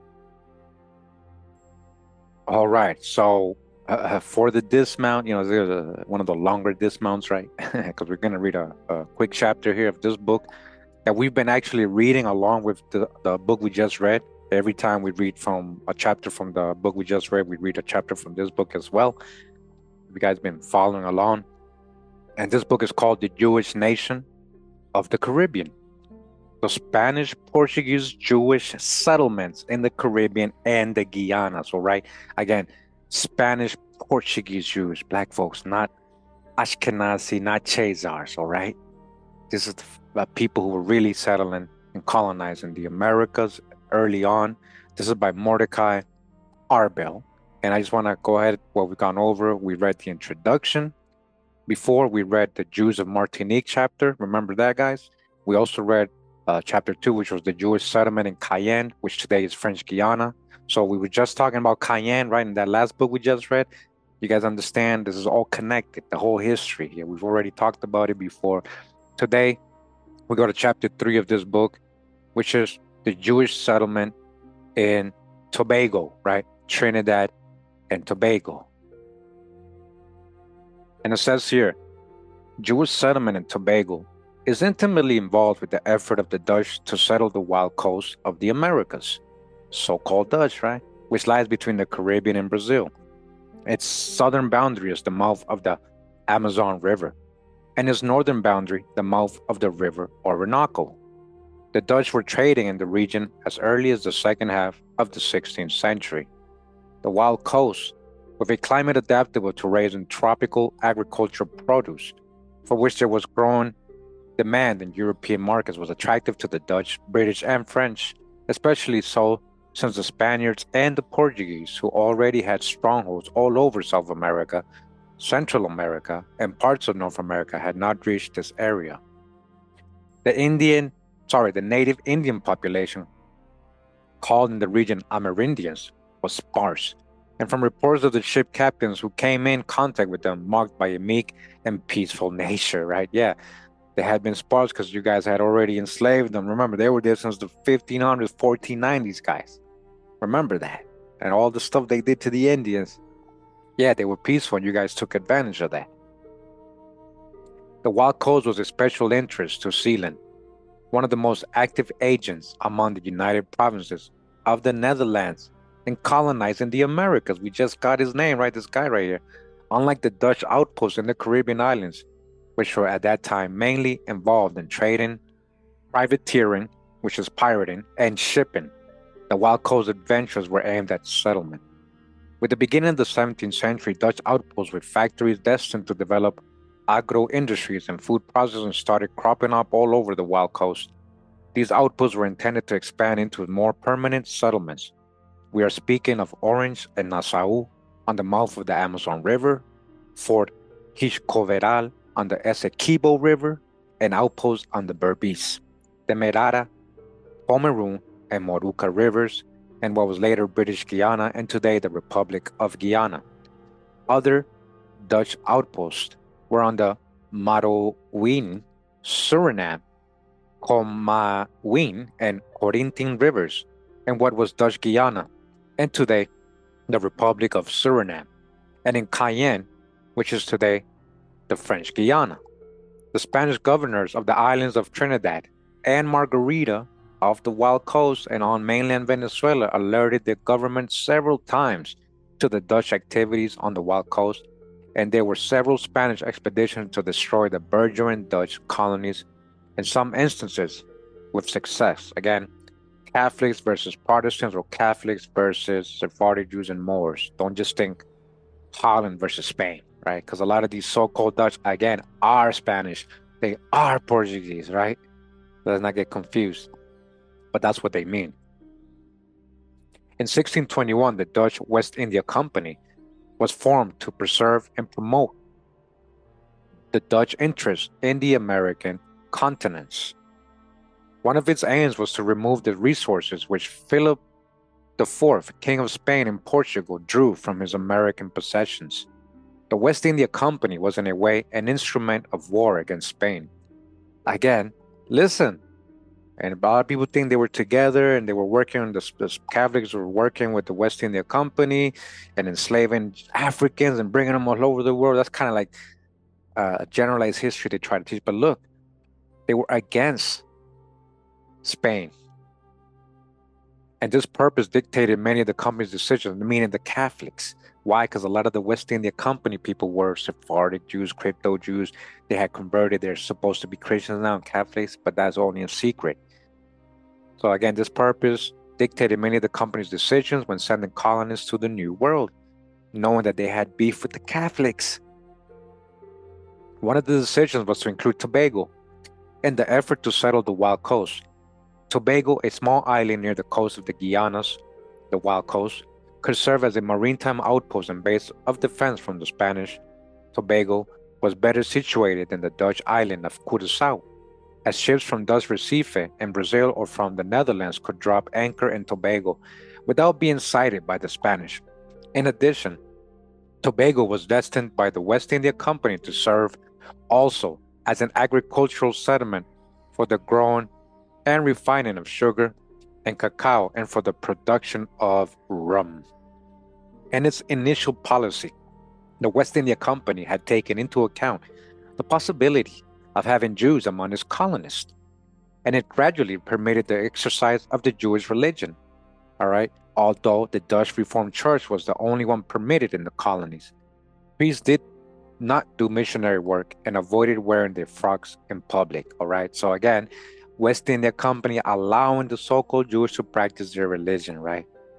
Because they're the same people, these Dutch Reformed Church, Protestants, a lot of these so-called Protestants were ex either through lineage or themselves converted Sephardic Jews or Moors, right? Interestingly, the labor code of the West India Company states that the Negroes and slaves must be well treated, all right, and sent off at proper times when it was the hour for church and not be burdened with labor on the holidays. You see, oh, treating their so called Negroes and slaves good, huh? This provision was never enforced except by the Jews, who did not allow their slaves to work on the Sabbath. Open resentment was displayed by Christian planters when the Jews of the wild coast set their slaves free after 49 years of servitude. Wow. And who's their slaves, huh? The Indians, following the Jewish law of the Jubilee year. This custom of freeing slaves together with their wives and children and grandchildren resulted in Suriname and the formation in the 18th century of a Jewish congregation of freed slaves. Huh, a Jewish congregation of freed slaves, huh? Why would they go to the Jewish congregation, these so-called freed slaves who were supposed to be Africans, right? Why would they just be going, becoming part of the Jewish congregation? Think about that. Who wanted to continue the religious practices of their former masters. Now, you see how silly this is? So, why would an African slave want to continue the religious practices of their former masters if it had nothing to do with their culture or religious beliefs or anything like that? That's because maybe a lot of these were Jews who had been freed, the poor ones. Listen, guys, it's the Catholics making and putting a lot of these Sephardic Jews and Moors into slavery or servitude. Now they got these silly explanations, right? Oh, they just wanted to continue practicing their former master's religion. Why? Make it make sense, please. They formed a congregation called Darhi Jesharim, the pathway of just, and did their utmost to join the existing Jewish community. Oh, let's just join the Jewish community. Like, think about that, guys. Do Jews just allow you to join their community if you're not Jewish? The real wave of Jewish immigration to the wild coast started after the fall to the Portuguese invaders of the two Dutch settlements in Pernambuco, Brazil, Recife, and Olinda. The history of the settlements of Dutch Brazil is short, 1630 to 1654. The success, however, of the Jews who settled there in growing sugar cane and refining sugar. Who's growing sugar and refining it? The Jews, right? Black folks, Sephardic Jews. Their proficiency in shipping and commerce and their courageous defense against the Portuguese attacks or the Catholic attacks made them a very attractive human element for colonizing the wild coast. They were in high demand for helping the European powers colonize the Americas, right? Special efforts were made to attract Jews to those new Dutch settlements by patent letters and decrees which gave the Jews rights, privileges, and protection.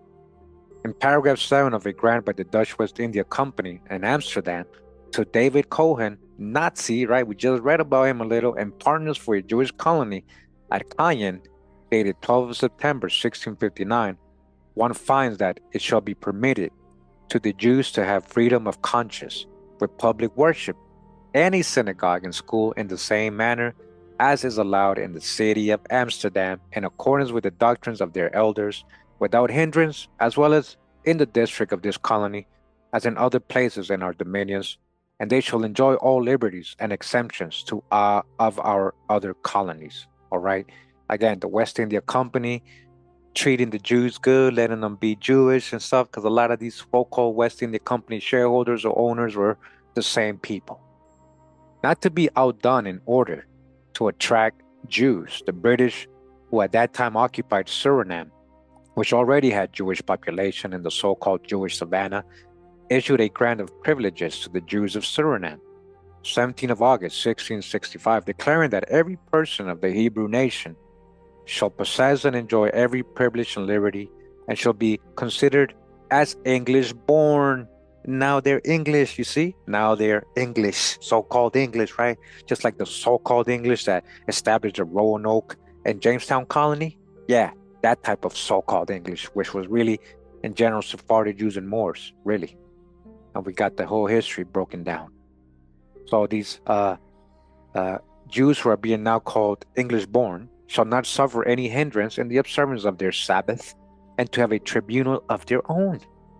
In 1658 and 1659, Jews had fled Brazil, joined by Jews from Holland, from Saleh in Morocco, and probably from Hamburg, started settling on the Pomeroon and Moruca rivers. The Jewish settlers, as described by the British Major Scott, who wrote in 1669 an account on the Dutch possession on Essequibo and Pomeroon, tells us that a great colony of Dutch and Jews drawn off from Brazil by the Portuguese settled there, and being experienced planters that soon grew a flourishing colony. The Pomeroon settlement, where the majority of the Jews resided, was called New Middleburg. This colony was described as the most flourishing one the Dutch ever had in America. Unfortunately, British forces coming from Barbados destroyed the colony during 1666. That was Catholics representing the English right there in that part of history. Part of the Pomeroon Jews supposedly fled to the Jewish savannah in Suriname.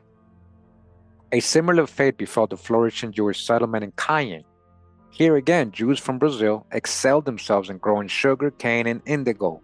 The capture of Cayenne by the French in 1664 came after the Dutch surrendered on condition that Jewish rights be preserved. The French did not keep their promise.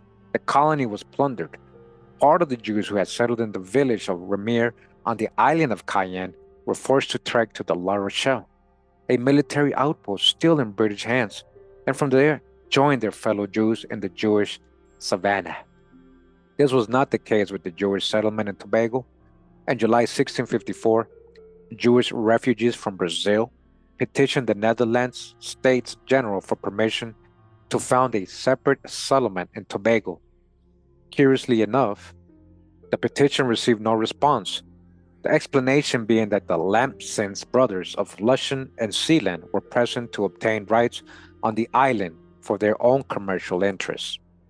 The island of Tobago was inhabited by Indian tribes, the Arawaks and Caribs. In the 16th century, the island was visited by sailors and traders, but the more stationary, non-native residents were pirates and buccaneers, right? Who's these pirates and buccaneers? Again, also these are all crypto Jews, crypto Muslims who came to hide and overhaul their vessels. They were in Tobago, right? Trinidad and Tobago. In the 17th century, surprisingly, the first of the European countries interested in Tobago was the Duchy of Courland, consisting of the two western provinces of Latvia between the Baltic Sea and the Gulf of Riga. Being a very religious Lutheran and possessing a navy there, Duke Jacobs or Jacobus, all right? This is most likely an ex-Jew, probably a crypto Jew now that's a Lutheran. Remember, these are titles, they had converted to these Christian sects, right? Became very interested in possessions overseas. His contacts with the Protestant Dutch were strong, and he was related to marriage to shareholders of the Dutch West India Company, all right? This Sephardic Jew who's now a crypto Jew because he's a Protestant, he's a new Christian, he's a convert, has marriage ties to people from the West India Company. I told you these all families are all the same people. That's why they are allowing these so-called Jews to practice their religion and make sure they're able to settle and create their communities. That was the whole point of establishing the Dutch West India Company, to help the Sephardic and Moorish people who were refugees from the Inquisition settle down and establish this trade network more easily. Thus, he became interested in Tobago. This coincided with the interest of the West India Company in Tobago when colonizing the wild coast and the need to have a base there. Attempts by Dutch Sealanders in 1634 and 1637 and by Latvians in 1639 and 1642 met with disaster.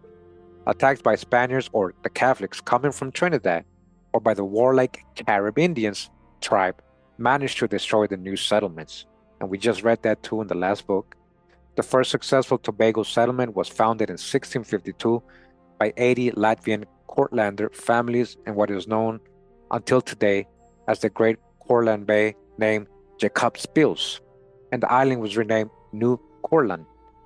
Foreigners were permitted to settle in Tobago as long as they were willing to acknowledge the authority of the Duke of Courland. Some Dutch, German, French and English families settled there. All right. Again, a lot of these are just crypto Jews, crypto Muslims coming from these countries. So then now they're just Dutch, German, French, and English. At the same time, the influential Lamsons family of Zeeland, with financial interests in the Dutch West India Company, were also interested in the island. Adrian Lamsons, having great qualities, was also considered as a sly crook. In 1654, a shipload of 50 Zealanders established themselves on the opposite side of the island and called the island New Walcheren. Curiously enough, the two settlements were unaware of each other's existence for quite a while. Between the two settlements were Carib Indians who raided the new settlers and who were gradually exhausting their resources in spite of fresh settlers from Latvia and the Netherlands arriving from time to time. According to a report from 1658, in Tobago, there were no more than 40 Latvians capable of carrying arms, along with 500 Zealanders joined by Frenchmen who settled under the Dutch. In 1659, the Latvians surrendered to the Dutch.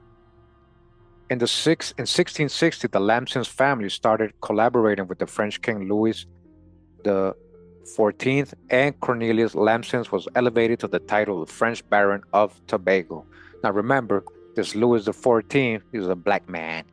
French planters founded a colony named Les Quartiers des Trois Rivières near what is called today Little Courland Bay. Under these strange circumstances, in which the Dutch, French, and Latvians were fighting for control of Tobago, while the Carib Indians continued their raids, a representative of the Livorno Jews, listen, Paulo Giacomo Pinto, we got this already, right, in the last book, see how it all connects, right, started negotiations in Amsterdam for the transportation of Livorno Jews to the new colonies in 1658 and 1659, with the second group to compromise 120 souls. It was also understood that the group from Livorno would pass first through Zealand. This we learned from the Hog's Chief's West Indian papers in the proceedings from February 24th, 1659. This group was landed in Tobago, left there and reduced to poverty and misfortune. You see what happened to these Sephardic Jews? Notwithstanding, an additional group of 152 Livorno Jews sailed on the Monte de Cisne on 20th of July, 1660. The destination should have been Cayenne, but they again reached Tobago.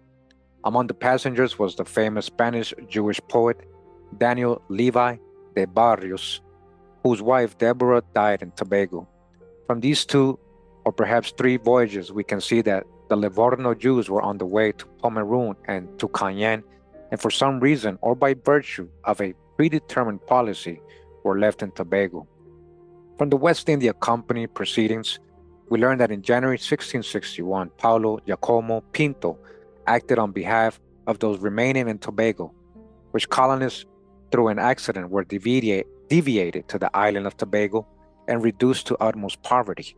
In July 1661, there appeared Avraham Israel Orta asking restitution of payment made by him because he was deviated to Tobago instead of Pomeroon.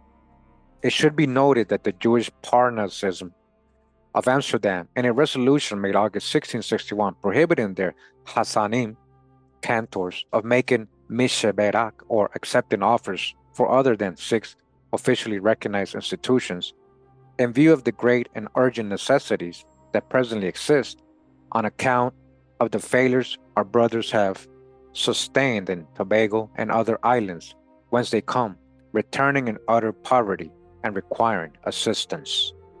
Many of the Livorno Jews who had embarked on the perilous journey were originally from Oran, Algeria, which at that time was under Spanish rule. Conversos from Spain preferred to go to Oran. So these Sephardic Jews, specifically these ones they're talking about right now, had fled the Inquisition. They had gone to Algeria, right? And then from there, they had gone to Italy. So they weren't North Africans originally. They were coming from Spain and Portugal, and they had fled there during the Inquisition. Then they ended up in Italy, and now you see the same people are being brought to the Americas, right? So, as it says here, they were originally from Oran, Algeria, which at that time was under Spanish rule. Conversos from Spain preferred to go to Oran and Mers el Kebir, where For a while, they could live in relative security. With growing Spanish Inquisition persecution, many fled to Livorno, where they returned to Judaism. See, so from Algeria, after they had settled there, they had actually moved from there again and gone into Italy. In Livorno, they belonged to the poor part of the Jewish community and looked therefore for a better life and were attracted by the promise of the new world. Dutch middlemen were sent especially to attract these people, right? This is the guy Nazi and Elon and all these people trying to settle all these people in the Caribbean, right? So these so-called Dutch middlemen, so they can bring these people and attract them to the new colonies. It also can be suspected that Paulo Giacomo Pinto had a financial interest in sending these people to their fate. Researchers disagree whether Tobago served as a transit point only or whether Jews were finally to settle in Tobago. The Latvian Courlanders returned to Tobago and were there at least until 1693. The Dutch settlement was wiped out by French forces in 1678, or by Catholics, right? Some of the Jews of Tobago returned to Amsterdam, as was the case with the poet Daniel Levi de Barrios and with Abraham Israel Horta, mentioned above. Some of those originally destined to reach Cayenne arrived at their destination only to be expelled from there in 1664. Some, however, did remain. Among the applicants for dowries in the Santa Compañía para dotar doncellas, in Amsterdam, a Jewish organization which saved for dowries for poor young ladies, there is a request by Sarah, daughters of David Perez of Tobago. The family Fernandez Tobago added Tobago to its name. So they even took the name Tobago, huh? On a signboard at the site of the Latvian monument erected in 1978 on Courtlander Point, the Tobago Tourist Bureau wrote, after historical investigation, that under the benevolent rule with interruptions from 1639 to 1693 of the Dukes of Courland and Latvia, Latvians, Dutch, British, French, Jews, Caribs, and Gambians formed an international settlement of free men. So I saw the sign, they just add in the Gambian because they're saying slaves. When they say Gambians here, they mean slaves. They're supposed to be brought from Gambia, but that's not the case, guys. So this is why it says here, Gambia was a Latvian colony in Africa at that time. It doesn't mean that the slaves were coming from there, guys. Remember, these people were colonizing and settling. They didn't have major colonies in West Africa. They weren't that big, guys. They were just, doing trade, business there. They weren't grabbing millions of Africans. They had the local slave population in the Americas already, plus the people they wanted to get rid of in Europe.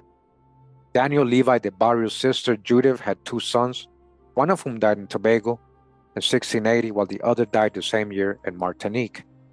The above two cases prove that Jews lived in Tobago, even after the Dutch had left and the Jews were under Latvian rule. A search for any physical evidence of Jewish presence in Tobago made on my last trip there yielded nothing. The only Jewish graves were of Mr. Barber Isaacs and his wife buried in the yard of the Scarborough Capital of Tobago Hospital. So, they're probably looking for white folks too, guys. So this is why they're saying, there's no Jewish presence here. What happened? They became so-called Negroes or blacks or so-called Africans. Yeah, you reclassified them. And they had to keep hiding from the Inquisition and the Catholics. Eventually, they lost their identity. Neighbors told me that his father's body had to be transported to Barbados for burial for the lack of Jewish cemetery in Tobago. On his grave in Barbados, the inscription reads, it says, sacred to the memory of Isaac Barber, Isaacs, who died in the island of Tobago, the 20th of Tammuz, right? And it got all Jewish dates. So that was in 1864 and was interred here, 29 Edom, or age 38 years. The graves in Tobago of Rudolph Sidney Barber Isaacs, born 1847, died in 1885, and Abigail Evena Barber Isaacs, born 1865, died 1885. All right. And continuing, it says here, evaluation of Tobago Jewish history. Tobago Jewish history is unique compared to the other Jewish settlements in the Caribbean and the Guyanas. It is the only place where there was no real intention of developing Jewish life. nor to initiate settlement with a sound economic base fitting for a more permanent stay. Some of the Jews returned to Amsterdam, others went on to Cayenne, their original destination, and a few went to Martinique, where Jews could still reside, before their expulsion by the French due to the infamous Black Codes, again over and over in different sources, letting us know that originally the Black Codes was made and being enforced on Sephardic Jews and crypto Muslims, crypto Moors, right? Crypto Jews. The Black Codes they copied and brought to the Americas initially was for the Black Sephardic Jews and Muslim Moors, all right? The Black Codes, the famous, the infamous Black Codes, right? Usually Jews fervently defended their newly acquired lands and liberty. The Jews of Recife fought valiantly against the Portuguese invaders or the Catholic invaders, right? Pomeroon was abandoned after total destruction by the British. Catholics again. Canadian Jews were forcibly expelled by the French. Again, Catholics, see, they say countries, they make us think like it was countries fighting these people, but it was certain empires, right? Which they represented Catholic, right? When they're saying that Jews are fighting anybody, in general, when you start breaking down the history, the context behind it was that it was Catholics versus these Jews. Remember the Inquisition, right? There's a reason why they fled. They're there. There's a reason why in some places they're able to worship and be open Jews, and other places they weren't. In other places means that they were run by Catholics. Not in the places they were openly Jews. That was not Catholic colonies until they arrived there, right? And now they're calling them British, Portuguese, and French. So they're fighting all these people who are represent the Catholics coming from different countries. So they were expelled from Cayenne or French Guiana by the Catholic French, and the Jewish National Guard defended the Jewish Savannah of Suriname with such courage against the French or Catholics that their stand is praised in French chronicles. The Jews of Tobago did not show the same attachment to their new land, or perhaps were not given a chance to do so. I came to the conclusion that the reasons for the failure of the Jewish settlement in Tobago are: a large part of the settlers from Livorno were conversos from Spanish Algiers, conversos, cryptos. They came to Dutch enclaves with no knowledge of the language, no experience in agriculture, industry, or shipping. They lacked the expertise and know-how of the Jewish refugees from Recife who managed to transform the jungle lands of Essequibo, Pomeroon, and Cayenne into flourishing settlements. Two, after living a life of conversos for more than 200 years, you guys see what I'm saying? They had already been refugees for almost 200 years before they had ended up in the Americas, right? They had fled Portugal and Spain, gone into North Africa, then from there gone back into Europe. For 200 years, this is all happening, right? This is what the context that would be missing. That's why, oh, these Jews are fighting Portuguese now. What do you mean? A lot of these people were Portuguese before that, 200 years ago. They had fled Portugal, their homeland, and settled in different areas. Eventually, they made it to Tobago. Now they're fighting Portuguese Catholics when they were originally Portuguese too. This is what I'm trying to say, right? So after living a life of conversos for more than 200 years, and after a relatively short stay in Livorno, where they returned to Judaism, they found themselves on the way to Tobago with no sense of community, no knowledge of Jewish life, tradition, and religion. Number three, the Lamson's family, who were the barons of Tobago, governed from Amsterdam. Their only interest was in making money, and they did not care to make provisions for taking care of the settlers' well-being. And these are his reasons. He's saying why they probably didn't, stay there, or establish a big colony there. Number four, the reason he says that dealing with the Livorno Jews were made through intermediaries who were paid for each settler they could mobilize, without having the welfare of the settlers as their priority. Paulo Giacomo Pinto was apparently the one responsible for delivering Livorno Jews to the Dutch colonies. His role seems dubious. We know that he became one of the affluent Jews in Holland, whereas his clients were reduced to starvation. Wow. Number five, Jewish settlers usually had strong leaders to guide them. This was the role of David Cohen-Nazi in Cayenne and later in Suriname, right? We just read all about him.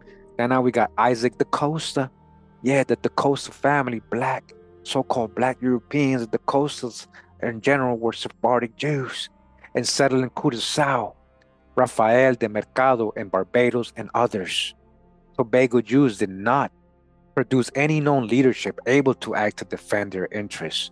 The timing of the Jews' arrival, this is number 6, in Tobago was the worst possible. 1658 to 1660 were years of war between the Dutch and Courland settlers and growing French settlement with the blessings of the Lamsons. At the same time, the Carib and Arawak Indians continued their raids. It may be that the Jews just had nowhere to settle. So that was his reason for saying possibly why they never established a real presence or colony there financially, right? In the cemetery of the Jewish savannah in Suriname, there are graves of Jews born in Leghorn. The one I saw is that of Abraham Mendes Vais, the descendants of the Morisco family in Suriname, whom I interviewed, claimed that they were originally for Padua, Italy, then embarked in Livorno and via Tobago and Cayenne reached Suriname. Wow. So you guys hear that? So how did they get to Padua, Italy first? They were coming from Spain and Portugal, whether they had gone to North Africa from there first before they went to Italy. That's like the other people, we don't know. But as you guys can see, a whole history, a whole migration track that we can trace, right? And before they ended up in the Americas, these people going through so much history before colonizing the Americas, right? On my last trip to Tobago, September 1992, while looking for some vestiges of Jewish presence in Tobago, I found it incomprehensible to see such a flourishing island, blessed with a mild climate, natural ports, old plantations which still produce, and then fully understand the failure of Jewish settlement, especially since in the nearby Guyanas, with their heavy jungle growth and steaming tropical climate, the Jews were surprisingly very successful. Okay, so he's like, wow, what happened? But either way, that was a good little history specific to Tobago. As you guys can see, not one of their main strongholds, but all over the area, around Tobago, like in Venezuela and Brazil, Suriname, the Guyanas, they are establishing all these colonies, right? So this was the end of this chapter, guys. Yeah, I told you this was a quick dismount. Again, this was the Jewish nation of the Caribbean, the Spanish-Portuguese Jewish settlements in the Caribbean and the Guyanas by Mordecai Arbel. Appreciate the writing of these authors, putting in this history. I hope you guys enjoyed the reading today. These 2 chapters, you see how it all connects, how the history. A lot of people know this stuff, and how we get certain details and context behind the settlement of these colonies in the Americas and who was doing it. And again, I just want to emphasize, guys, the reason I'm really doing this to let you know the importance of these particular Black folks, right, that get whitewashed in history, that you might have as ancestors too. Look where they're going. Look at all these places they're going in the Caribbean and the Americas, the first colonies, Jamestown, Roanoke, Plymouth, all these places, Savannah, Georgia, like all these places, St. Augustine, Florida, like all these early colonies were full of these crypto Jews, crypto Muslims. This is an important history that doesn't get detailed to us in our schools and universities, right? And then they get whitewashed, which is the main thing I want to emphasize here, guys. These were not so-called white people, all right? And it wasn't about color back then. Yeah, a lot of these Sephardic Jews were slaveholders and very wealthy and successful, but a lot of them weren't. A lot of them were very poor, and they weren't slave owners, and they were going through their own kind of trauma or atrocities, and so it's very important to distinguish the whole history after full context. It's not always about the evil white man, right?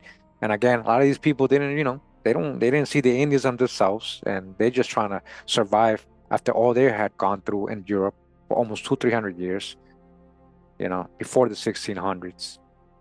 So now they got a place to settle and a haven that they can make their own. They don't care who they're messing up, because their life is already a little messed up. They're fleeing. But a lot of them did treat the natives good. They did assimilate with them, marry them, have children with them. This is why I think it's important as well, because it's in your genealogy. All right. Thanks for sticking around and hearing me read all the way to the end today. Once again, I really appreciate you guys taking the time to do that. I really hope you enjoy these readings. I think this is important history that you guys are going to see how it connects to everything else, even with the Indian slavery videos I recently uploaded. All right. You understand who's moving all these people, who's transporting all these people, how are they able to do that? Well, you got all these poor Jews making it happen, right? Making it happen. Just talking about more and more war or black on black crime. Much love and respect. Pura vida, mi gente. Hawaii.